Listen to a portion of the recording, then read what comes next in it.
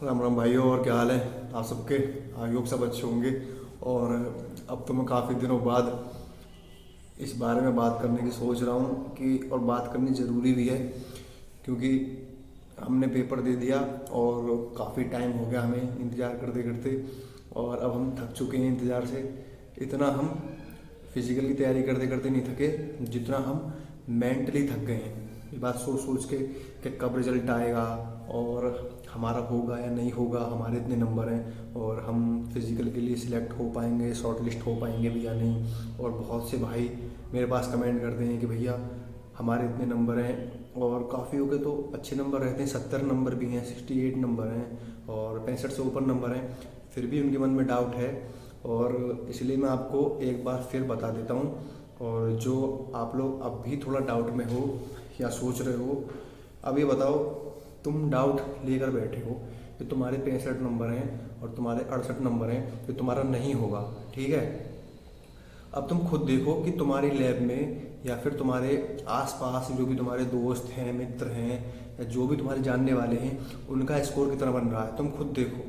और तुम ये देखो कि 70 से ऊपर वाले कितने बंदे हैं और लैब में कितने थे, तुम्हारी जानकारी में कितने हैं। अब कहने के लिए तो बहुत से बच्चे झूठ भी बोल देते हैं, क्योंकि जब एग्ज़ाम हुआ था आप लोगों ने देखा होगा, जब बाहर खड़े रहते थे एनालिसिस के लिए लोग, यूट्यूब चैनल वाले, जब वो किसी बच्चे से पूछते थे कि भाई आपके कितने नंबर हैं, तो ज़्यादा से ज़्यादा 80% बच्चे अपने नंबर बहुत ज़्यादा बताते थे कि हमारे 75 हैं, 79 हैं। और देखा था, और उनके हाव भाव से और चेहरे से पता चल जाता है कि कितने नंबर हैं उनके एक्चुअली में। और उनसे अगर कुछ पूछो, कुछ नॉर्मल सी चीज़ ही पूछ लो कि, तो वो बता नहीं पाते, या उनके पेपर के एक्सप्लेन करने के तरीके से पता चल जाता है कि हाँ बंदा कितने क्वेश्चन करके आया है, ठीक है। वो कुछ का कुछ बोलते हैं और सोचते हैं ये कि सामने वाला इंसान पागल है। मैं ये नहीं कह रहा कि नंबर नहीं है, नंबर हैं लोगों के अच्छे, 70 से ऊपर नंबर हैं, 80 नंबर हैं, 85 तक नंबर भी हैं, बट उनकी संख्या इतनी नहीं हो जाएगी ना कि उनकी संख्या 52,000 या 51,000 हो गई। उनकी संख्या हो सकती है, मैं मानता हूँ 70 से ऊपर वाले बहुत बच्चे हैं, और स्टार्टिंग में काफ़ी नंबर आए भी थे स्टूडेंट के, बाद में धीरे धीरे नंबर डाउन होते चले गए, स्कोर कम होता चला गया। मैंने खुद देखा था बच्चों के 35 नंबर आ रहे थे, 38 नंबर आ रहे थे, और 25 तक भी थे, 15 नंबर भी थे, 15 नंबर भी थे। तुम खुद सोचो, जिस एग्ज़ाम में नेगेटिव मार्किंग तक नहीं है, उसमें बच्चों के 15 20 नंबर, 30 नंबर आ रहे हैं। तो तुम खुद सोचो कि जितना तुम लोग या हम लोग सोचते हैं ना कि कंपटीशन, या इतना कंपटीशन है और इतने नंबर आ रहे हैं, ऐसा कुछ भी नहीं है। और तुम देख लेना, मैं अब भी कह रहा हूँ कि इसमें ज़्यादा जो बात होगी वो फिजिकल मैटर करेगा। और सिंपल सी बात है, जिस बच्चे ने फॉर्म भरा है, जिसके नंबर अच्छे आए हैं, 79 75 से ऊपर वाले, 70 से ऊपर वाले, वो पढ़ने में अच्छे हैं डेफिनेटली। स्टार्टिंग में मैं कह नहीं सकता, स्टार्टिंग में बहुत एवरेज बच्चों के भी नंबर अच्छे आए थे, बट जिनके बाद में भी नंबर अच्छे आए हैं तो वो जेन्युइन पढ़ने वाले बच्चे हैं, और उनसे फिजिकल बहुत कम होने की उम्मीद है। बेशक उन्हें अब टाइम मिल गया हो, पर टाइम मिलने की बात ये नहीं है कि हर कोई इतने दिन मेहनत कर लेगा। मेहनत इतने दिन, वो भी 3 महीने 4 महीने लगातार फिजिकल करना, सब चीज़ करना, हर किसी के बस की बात नहीं है। उसके लिए एक बहुत तगड़ा मोटिवेशन चाहिए, कि बहुत तगड़ा लक्ष्य चाहिए। ये चाहिए कि हाँ मुझे बस 3-4 महीने फिजिकल करना है या रनिंग करनी है।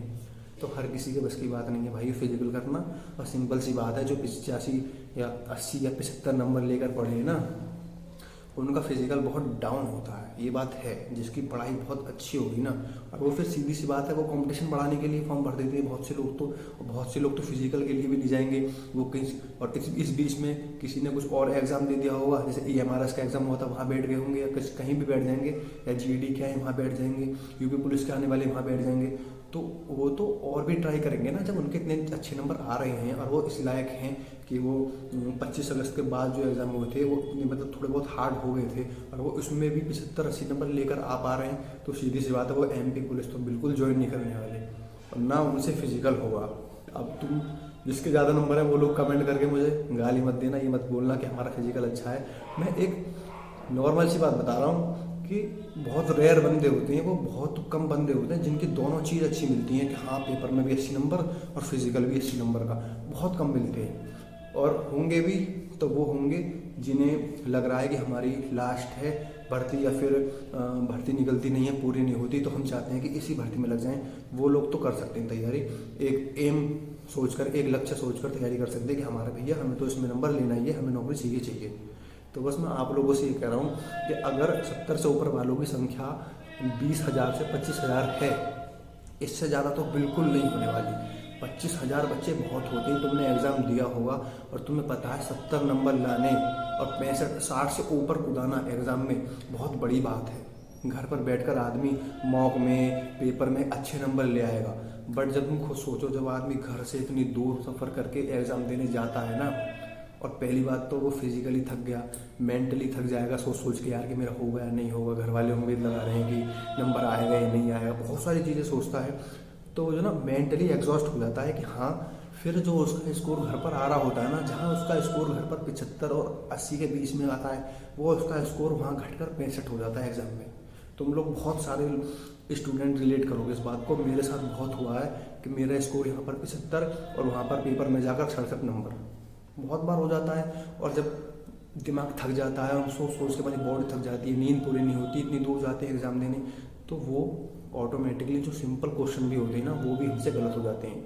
मेरे साथ खुद ऐसा हुआ था, जब मैंने वो MP पुलिस का पेपर घर पर आकर लगाया था, तो मेरे 4-5 क्वेश्चन मैथ में आराम से सही हो गए थे, जो मैंने वहाँ जल्दबाजी में गलत कर दिए थे। और जल्दबाजी में नहीं, दिमाग उस तरह से काम ही नहीं करता। तो यहाँ पेपर करने में और वहाँ पेपर करने में क्लास में बैठकर बहुत ज़मीन आसमान का अंतर है। और कहने के लिए लोग कह देते हैं कि ऐसा कुछ नहीं है और आने वालों के नंबर आ जाते हैं। अब हम इससे किसी को जज नहीं कर सकते। सबकी पढ़ने की कैपेसिटी, सबका माइंड, सबकी बॉडी, सबका अंदर का मोटिवेशन अलग होता है। हम ये जज नहीं कर सकते ये पढ़ने में कमज़ोर है या ये पढ़ने में अच्छा है।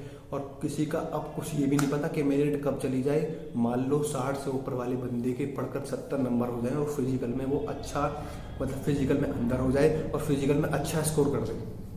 तुम क्या सोच रहे हो, जिनके नंबर कम हैं या जिन्हें मैं मोटिवेट कर रहा हूँ, जिनके 65 नंबर हैं और उनका नंबर, अगर वो फिजिकल की तैयारी कर रहे हैं, सोच कर देखो उस बात को, वो फिजिकल की तैयारी कर रहे हैं और उनके नंबर 65 हैं और उनका नाम रिजल्ट में आ जाता है, शॉर्ट लिस्ट हो जाते हैं वो फिजिकल के लिए, तो तुम्हें क्या लगता है वो फिजिकल नहीं करेंगे?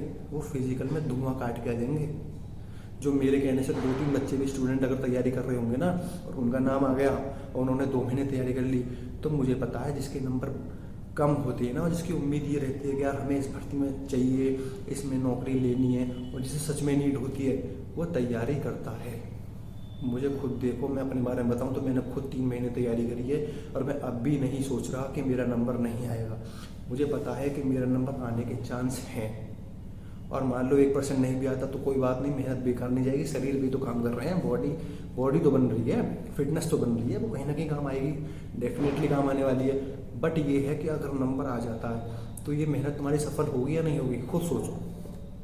इसलिए मैं सबसे यही कहता हूँ जिनके नंबर थोड़े कम भी हैं वो कुछ ज़्यादा नहीं कर सकते, गोला नहीं फेंक सकते या लॉन्ग जंप नहीं कर सकते, क्योंकि लॉन्ग जंप करते हैं तो उसमें इंजरी होने के चांस रहते हैं, पैर ठुकते हैं और पैर ठुकते हैं तो फिर उसमें दर्द होता है, फिर रनिंग करने में दिक्कत होती है। इसलिए मैं सबसे ये कहता हूँ कि एटलीस्ट फिजिकल तक रनिंग तो कंटिन्यू करते रहो ताकि वेट ना बढ़े और बॉडी को आदत रहे दौड़ने की, और दौड़ोगे वेट कम रहेगा और बॉडी फ्लो में रहेगी तो सीधी सी बात है तो तुम लॉन्ग जंप भी अच्छी कर पाओगे, लॉन्ग जंप कूद पाओगे अच्छे से, ठीक है। इसलिए मैं कहता हूँ तो किसी के बहकावे में मत आओ, कुछ नहीं पता। 52,000 बच्चे, 51-52 हज़ार स्टूडेंट उन्हें शॉर्ट लिस्ट करने बहुत होते हैं, कुछ नहीं पता। अब ये मान लो अगर उन्हें 70 से ऊपर बच्चे लेने होते, 70 नंबर से ऊपर, वो ले भी लेंगे, चलो मैं ये नहीं करा, नहीं लेंगे या ज़्यादा नंबर कम करेंगे, ऊपर वालों के 1-2 नंबर कम होंगे, बट उन्हें ये भी तो देखना है ना कि बच्चे के 65 नंबर आए, 63 नंबर आए, उसके नंबर इतने कम क्यों आए हैं, और उसने मेहनत करी है, शिफ्ट भी हार्ड है, फिर भी उसके नंबर ठीक है। हार्ड शिफ्ट में 65 नंबर लाना, 60 नंबर लाना कोई मजाक बात नहीं है, बहुत खेड़े पड़ जाते हैं, सुनने में कम लग रहा होगा स्कोर, बट जो इजी एग्जाम में नंबर ला के बैठे हैं, अगर उन्हें टफ एग्जाम में लाकर बैठा दिया जाए तो उन्हें 60 नंबर लाने बहुत खेड़े पड़ जाएंगे। तो इसलिए किसी को जज नहीं कर सकते हम, और ना ये कह सकते कि तेरा नंबर नहीं आएगा, कुछ नहीं पता, 60 वाले का नंबर आ जाए, 60 के नंबर बढ़कर 67 हो जाए या 65 से ऊपर पहुंच जाए, ठीक है। और क्या पता मेरिट 65 पे लग जाए, जनरल की 65 से 70 के बीच में लग जाए, कुछ नहीं कह सकते। और कुछ किसी को कुछ नहीं पता, और उन्हें 65 वाले बच्चे भी तो अंदर लेके आने हैं, 60 वाले भी तो अंदर लेके आने हैं, तो उनका नॉर्मलाइजेशन करेंगे ना, वो नंबर बढ़ाएंगे उनके। तो भाइयों मैं इसलिए कहता हूँ मोटिवेट रहो, तैयारी करते रहो, रनिंग करते रहो, और जो भी टाइम मिलता है रेस्ट करो। ठंड का दिन है, मुझे पता है आदमी में, इंसान में आलस आ जाता है, ठंड में नींद भी आती है, बट थोड़ा सा अपने कंफर्ट जोन से बाहर निकलो। ठीक है, फिजिकल कर रहे हो, दिन में 2-1 घंटे सो सकते हो, 2 घंटे सो जाओ, कोई बात नहीं, बट पढ़ाई भी कंटिन्यू करते रहना, क्योंकि हमारे यूपी में, मैं आप लोगों को बता रहा हूँ, यूपी में वैकेंसी आने वाली हैं, दिसंबर के लास्ट तक पक्का वैकेंसी आ जाएंगी, और आप लोग फॉर्म भरना। ठीक है, जनरल में काउंट हो गए, कोई बात नहीं, कोई बड़ी बात नहीं है। ठीक है, नंबर लाना, मेहनत करना, और आराम से सिलेक्शन हो जाएगा। ठीक है भाइयों, और कोई बात हो कमेंट करना, तुम्हारा भाई तुरंत रिप्लाई करेगा। और हाँ भाइयों, थोड़ा सपोर्ट किया करो यार। और मैं बीच में थोड़ा टाइम नहीं दे पाया आप लोगों के लिए, क्योंकि मेरा एग्जाम था तो उसमें थोड़ा बिजी था, बट मैं छोटी छोटी वीडियो डालता रहता था, आप लोगों ने देखी भी होगी। थोड़ा सा सपोर्ट करो भाइयों, सब्सक्राइब करो चैनल को, वीडियो को शेयर करो, और प्यार बनाए रखो अपने भाई पर। ठीक है भाइयों, मिलते हैं चलो फिर अगली वीडियो में, तब तक के लिए जय हिंद, जय भारत।